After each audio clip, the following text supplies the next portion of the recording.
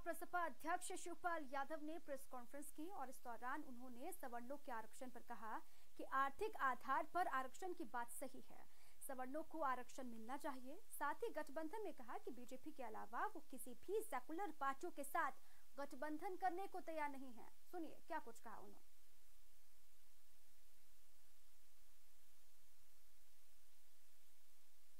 सवर्णों के लिए भी मैंने कहा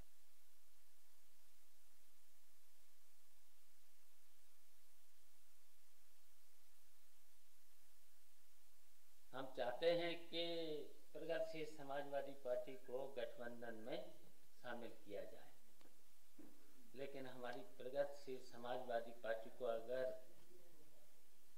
सम्मानजनक सीटें मिलेंगी तो हमारे दरवाजे खुले हैं भारतीय जनता पार्टी को हटाने के लिए। और जो सेकुलर पार्टी गठबंधन करना चाहे तो हम कर लेंगे, उस पर विचार कर लेंगे।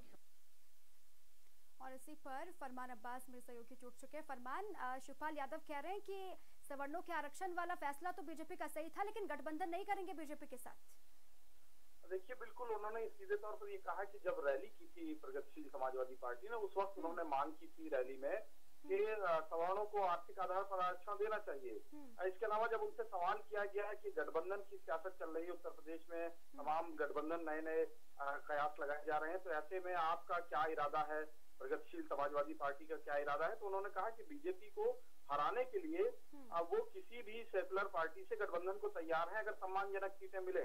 कांग्रेस के गठबंधन का सवाल जब किया गया तो उन्होंने वही जवाब दिया, कहा कि बीजेपी को हराने के लिए जो भी सेकुलर पार्टी है उसके साथ वो गठबंधन में जाने के लिए तैयार है, लेकिन सम्मानजनक सीटें मिलनी चाहिए। दीपा, और साथ ही ये भी अब साफ हो चुका है कि बीजेपी के अलावा जितनी भी सेकुलर पार्टियां हैं, अगर वो प्रसपा को गठबंधन में शामिल करना चाहते हैं तो उसके लिए राजी हैं शिवपाल यादव।